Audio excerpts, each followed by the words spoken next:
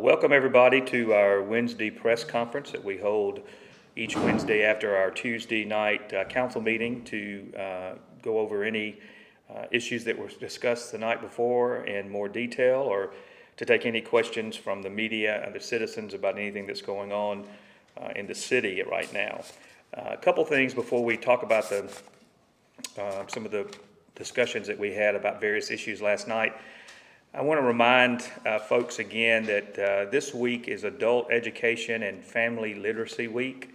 I had the opportunity yesterday to visit the EMCC Adult Launch Pad over on Military Road and visit with the students and faculty and encourage them and tell them how proud I am that they are continuing to work towards completing their high school education.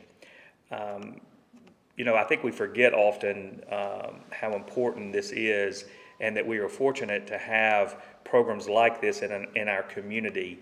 When I was doing a little research before the meeting, I discovered that nearly 40 million adults in this country cannot read at the third grade level, and nearly 60 million cannot perform math at the fourth grade level. These are obviously some of the issues that we've talked about for a long time that relate to our issues where we're talking about poverty and crime in our communities. So I think it's always important that we remember and encourage folks to continue lifelong learning and do everything we can to support them. So I wanted to point that out again and thank all of those who work in adult education and family literacy. We also have some events going on in Columbus this week that I want people, encourage people to attend. On Friday, beginning at 5:30, there will be a downtown art walk, which is sponsored by Main Street Columbus and the Columbus Arts Council. I want to encourage people to come out and shop locally and support local artists. This is always a fun annual event, and want to remind people to come out and support all the folks that are working hard to make this possible. Also a reminder that the 7th Avenue Heritage Festival will be held September the 30th to October the 1st.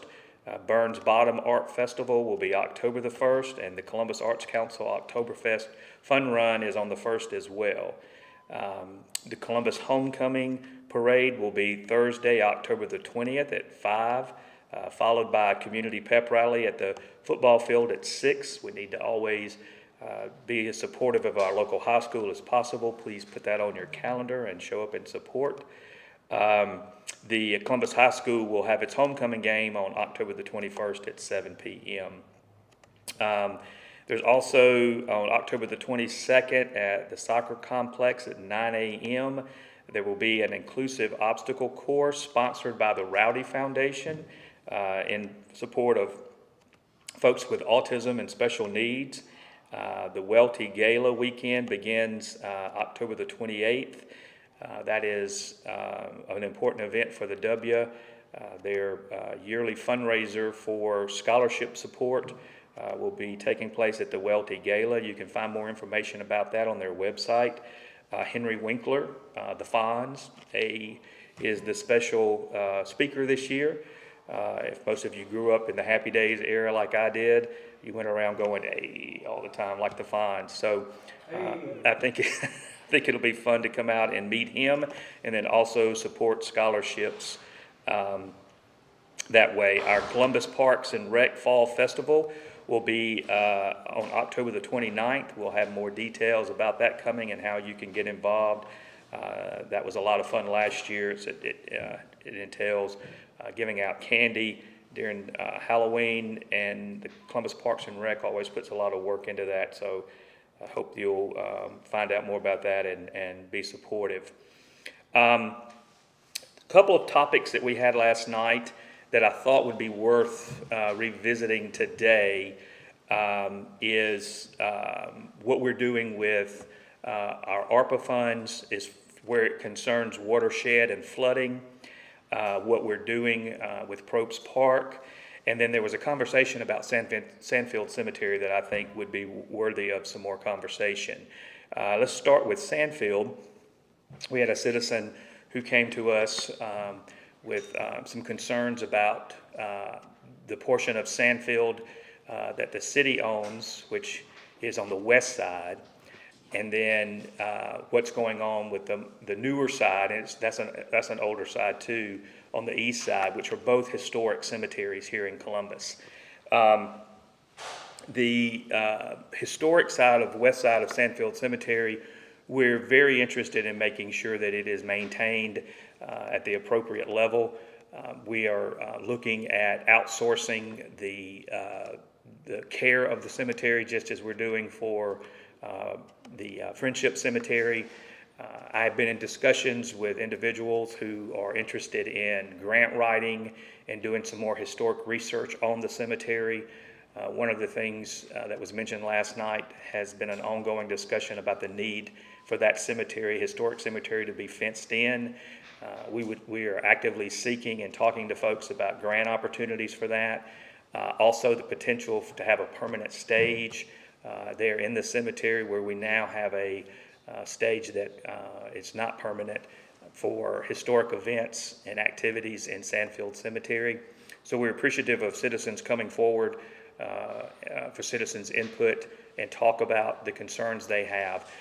On the opposite side, on the east side of Sandfield, we are in the process of finding out who does have ownership of that side of the cemetery, because if you drive by there, there's a lot of concerns about upkeep and other things. I think it's important that we find this out. We've been working with our legal counsel, Jeff Turnage, and his team to find out who the owners are. We have a good feeling that who the most previous owner is probably deceased, and that the city may look into eminent domain. I'm very interested in making sure that we aggressively seek out a solution for that part of the cemetery as well. So that was part of the discussion last night. We'll have more on that as we learn more. The ARPA money has been an ongoing conversation in the city, which I'm glad that we are continuing to discuss the importance of leveraging this money for our watershed and flooding issues in the city. And let me say this, I was in Tupelo last week at the North Mississippi mayor's meeting, and in a conversation with the mayor of Tupelo, he mentioned, and I followed up with him after he made his talk, that the city of Tupelo has earmarked all of their money in ARPA for watershed and flooding issues. And I was interested in finding out how he got consensus on that. And when I was visiting with him, he was saying that they have nearly $48 million worth of issues there as well. And long-term infrastructure problems like we've had. And so when I asked him about it, he told me they had 3 separate engineering firms also working on the project, 3 separate engineering firms. And so what that was telling me was that Tupelo is finding a way to work together and leverage the money that they have to deal with an ongoing problem that they've had for many, many years. 50% of Columbus sits in a flood zone.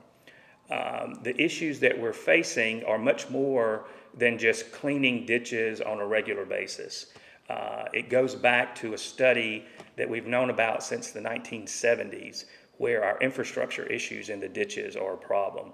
We are going to tackle the cleaning portion of the ditches. It is important that we have a cleaning map set up and a time period.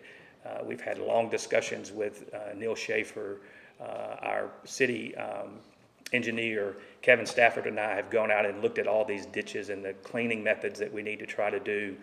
So we're going to continue to do that. But the long-term problems and the plans that you have to put in place to fix these long-term, we've engaged with Wagner Engineering to help us with that portion of it. And they spoke last night about 2 primary areas within the city that we've been looking at for quite some time.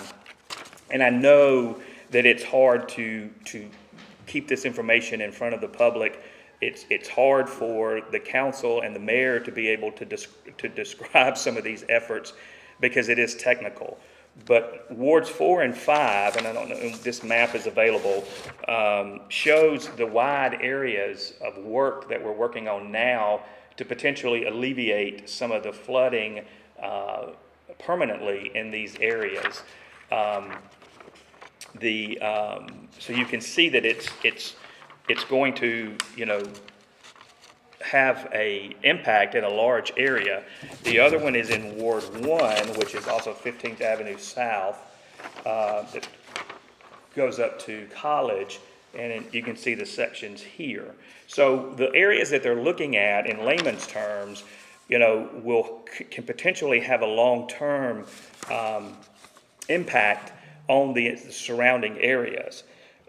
We have set aside $3 million of our ARPA money, and we were able to get an extra $450,000 from the county in ARPA money. Those dollars will be specifically used for the work itself. We're in the process of trying to get those dollars matched. We have a project that's considered watershed that we've been working on with Neil Schaefer that is in the process of being worked on now. The cost of that project is $408,000, and it's shovel ready and actually being worked on now. It's the 2nd Street South box culvert, which is over kind of behind the Columbus Housing Authority on South Side. That was in an emergency situation that if we had not managed quickly could have had an impact on the water use in Columbus. So this is a clear example of the issues that we're dealing with in Columbus from an infrastructure standpoint. It's difficult for cities our size and any size to handle these infrastructure issues on a regular basis because they are so expensive. So that's why having this ARPA money, one-time money from the federal government with the potential to leverage through different departments and then with the federal government and also with the state government was something that, I think the city has to take very seriously.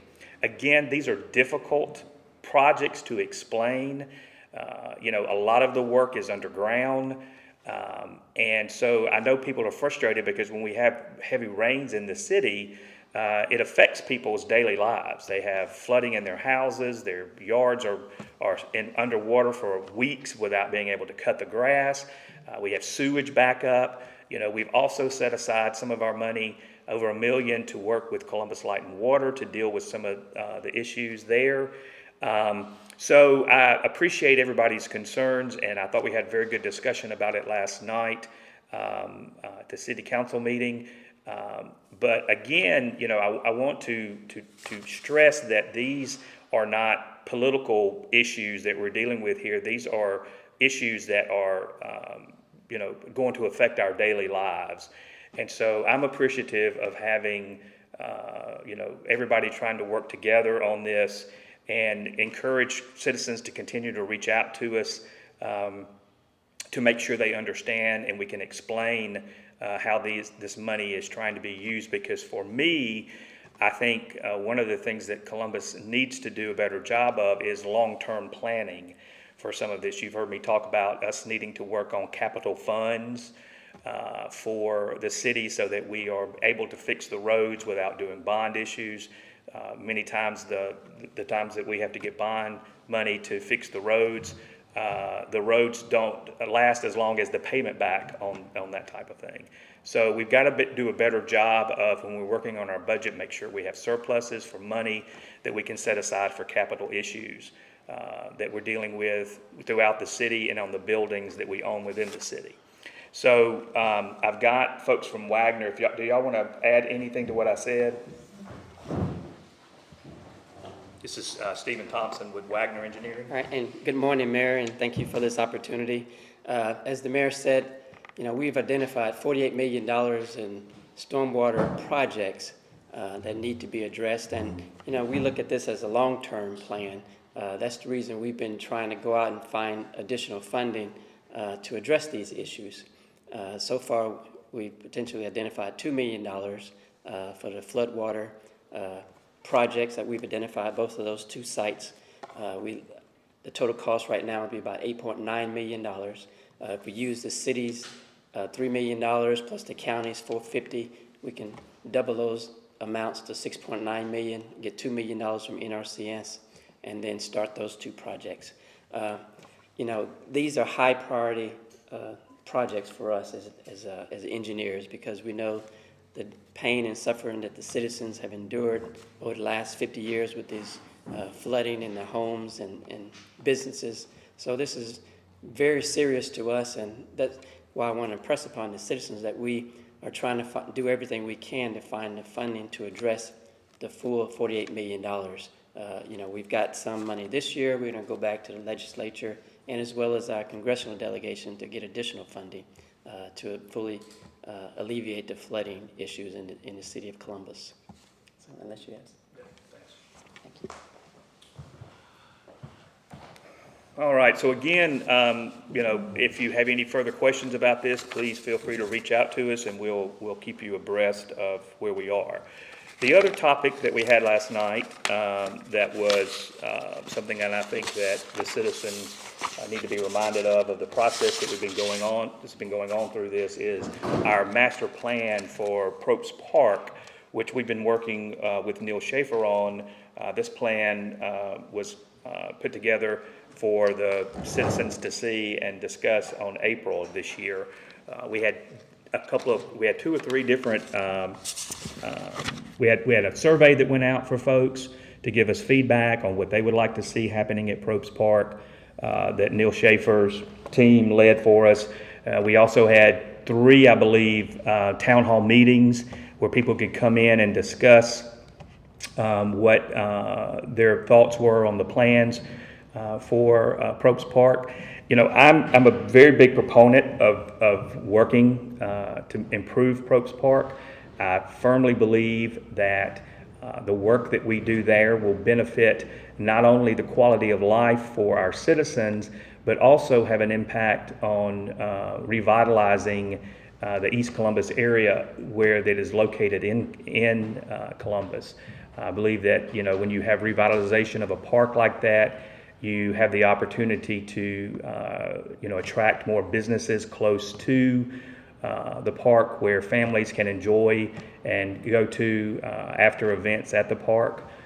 We're in conversations regularly with the county on how we can work together on potentially when they finish their ball fields, ours are complete, that we can work together to attract tournament play here.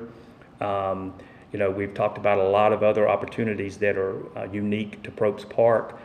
Fossil hunting there near the Lux that drives by, that runs near Propes Park, and also potentially having canoe and where people can get in their canoes and go from Propes Park to the Luxapalala Park, where there's also more potential for fossil searching and things like that.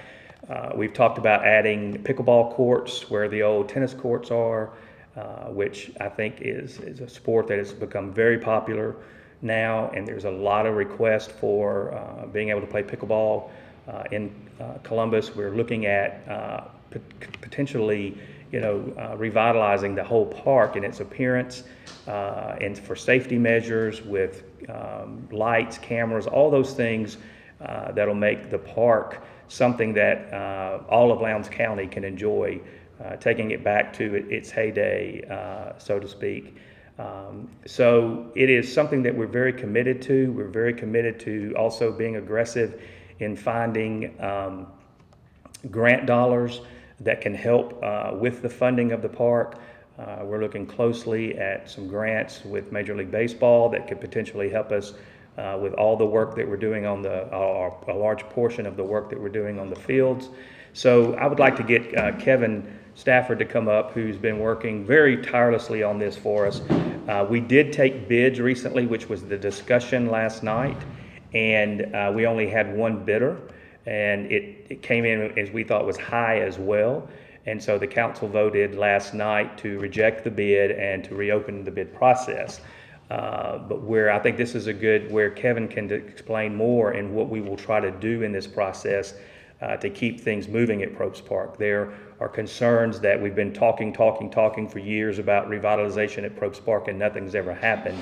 And so we're working with Kevin to make sure that we do this the best way we can. So come on up, if you will, Kevin, and give us an update on what you discussed last night. Sure.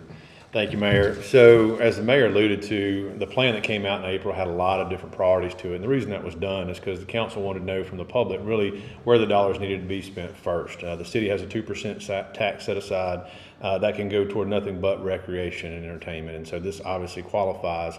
Probst has needed a facelift for a while. And so with that, one of the things the public said resoundingly was that they wanted the front fields to be upgraded. So not only that, Greg Lewis, the director, said that he needed an extra field. So turning that front 4 fields into a 5-plex and putting it more into a better setup for economics, for efficiency in tournament ball or rec play, that's what this first step was. And so with that, we knew the estimates originally of 2.4 would probably be high. Those were done back in March. The final report came out in April. Sure enough, the single bidder came out at 2.7, so it was a little bit higher than those estimates. With that said, we had 5 plan holders. Those plan holders pulled plans, were intending to bid. We have the record of all the activity, them looking at it. We had over 30 contractors looking at the job. But if you can imagine a recreation job, you have a lot of landscaping, a lot of fencing, a lot of concrete work, and then a little bit of a roadway asphalt work. So we weren't sure what type of contractor wanted to lead the job. What ended up happening is you had first off the baseball complex in Starkville going on. That contractor bailed out because the time frame for construction for this project was the exact same time frame, and they said that we're stretched too thin right now to take on another project that's going to have liquidated damages and obviously a time frame that's in the same time frame we've already committed our resources to. The other contractor, West Brothers, who's working on Lowndes County's Sportsplex, said they ended up getting another large contract through the county school district, doing a lot of their HVAC and window replacements. And they said that's going to stretch their crews too thin beyond what they already have and are doing out there for their complex. And so I asked both of them, hey, if we put this out at a later date and just take a deep breath, would y'all be interested to come back to the table? There's nothing wrong with Weathers Contracting. At the end of the day, I'm sure they gave their best shot at the best number, but I do think competition is good as far as bids go. The other side of the coin is about $750,000 of this cost is a very nice field lighting system. It's a Musco system that was used and recommended in a soccer complex when we did that facility. Has a 20-year warranty. When fuses and bulbs go out, they come out and replace them themselves. So it's literally a hands-off system that was requested for this, and there are ways to finance that. And so in a look forward, we may look at potentially financing that over a longer period, which kind of removes that $750,000 off the table from this initial bid, helping to get closer to budget. The money currently available for the project was about $1.6 million, so we knew going in we didn't have enough to move forward to begin with, but wanted to see where numbers came in, only because the city is looking to renew their 2% tax coming up with the legislature. So there's a potential for another 1.6 over the next 4 years. So you have a funding source to move that forward potentially.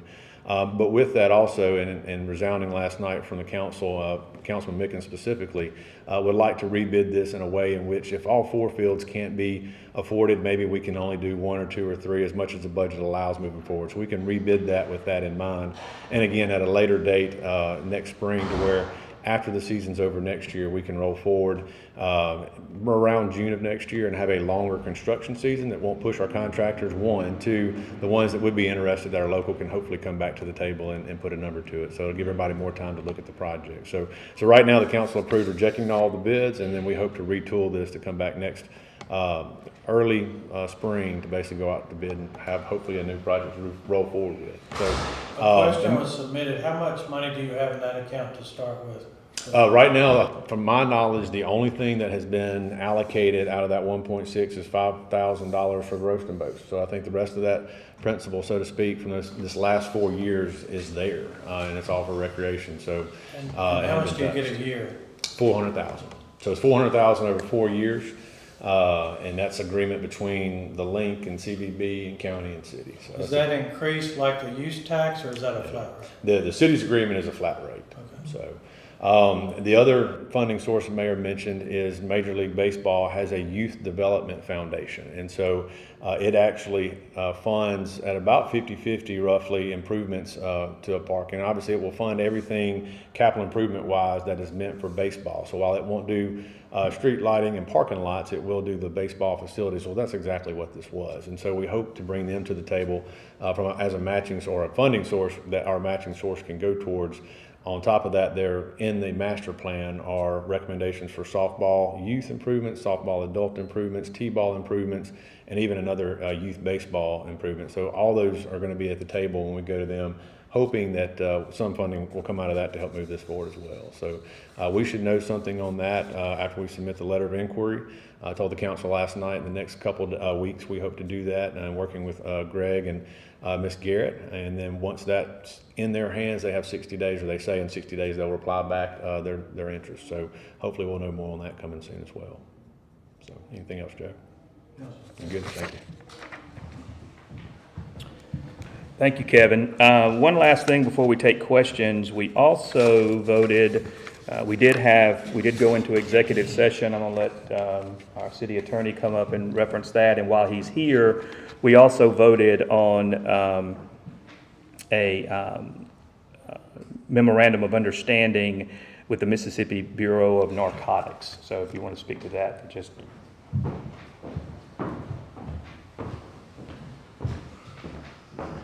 Thank you, Mayor. I can easily speak to the personnel matter. We had an employee of Public Works who failed to show up for a few days, so the council voted to accept his resignation. As to the memorandum of understanding with the narcotics, it might sound kind of strange, but I looked through it to find pitfalls that we can't agree to, and I didn't find any of those, but I really didn't try to understand the substance of it, except I think, it's a team effort with the state to enforce the narcotics laws. I got a question submitted about the Riverwalk Bridge. What's the latest on it? The latest on it is that we're still negotiating. Is it out of reasonability to ask, is it any wild estimate on when, in terms of when the repairs would be done? Yeah, it'd be a wild estimate because we're in litigation and we have a trial date set. It's off in 2023. And if we get it compromised, which we hope to, then we can start construction shortly after the contract is let. But we can't let a contract without the money, so.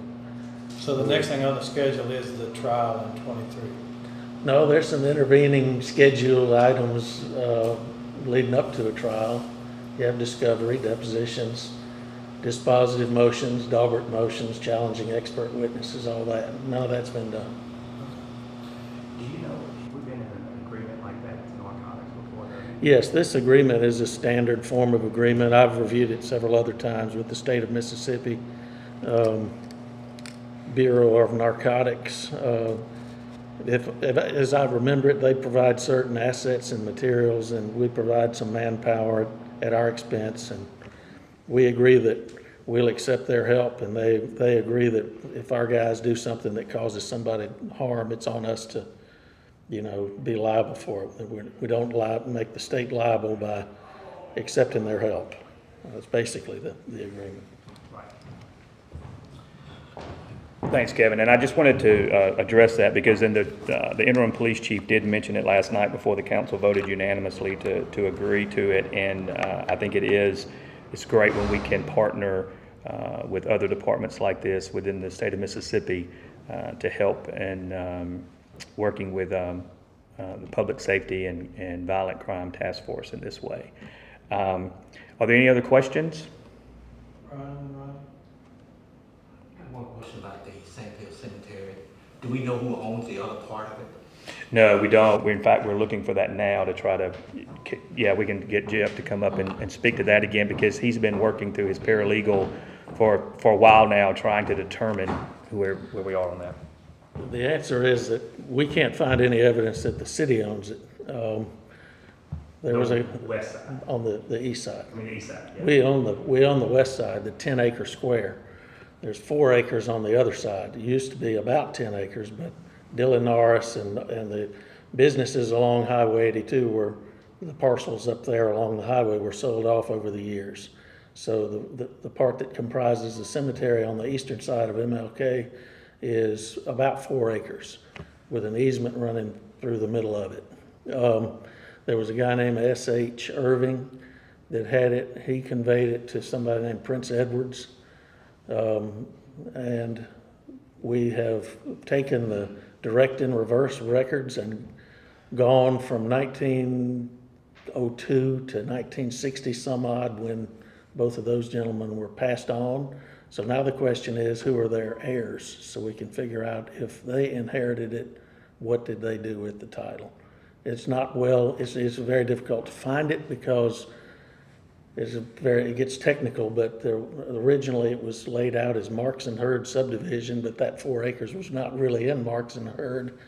And so you can't go to the sectional index and find it. You have to do the direct and reverse. It makes it very complicated and time consuming. Not complicated, just time consuming. You gotta look for the grantee and the grantor names and see if you can find it.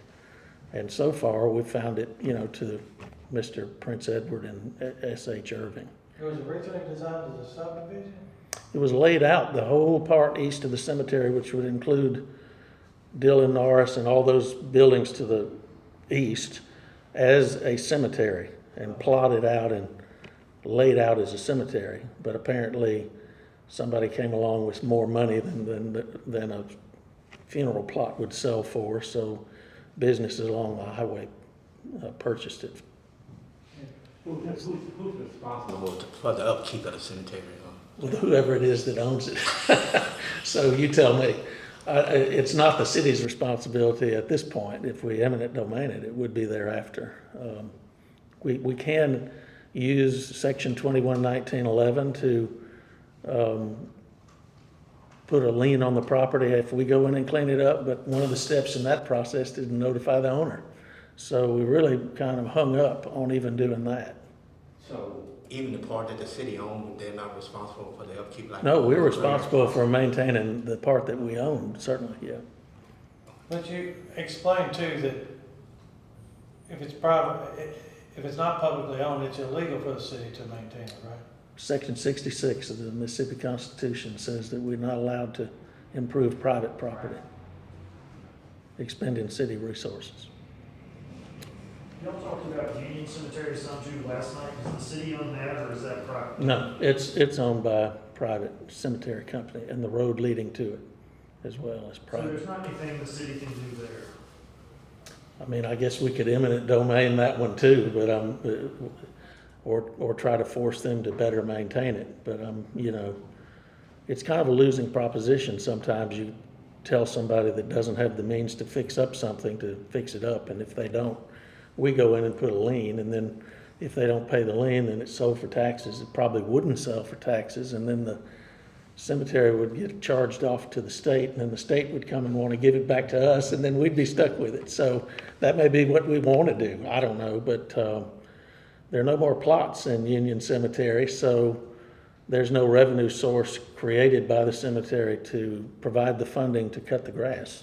So if the city takes it on, then it'll be something they'll have to use general fund sources for. And do you know who owns it currently?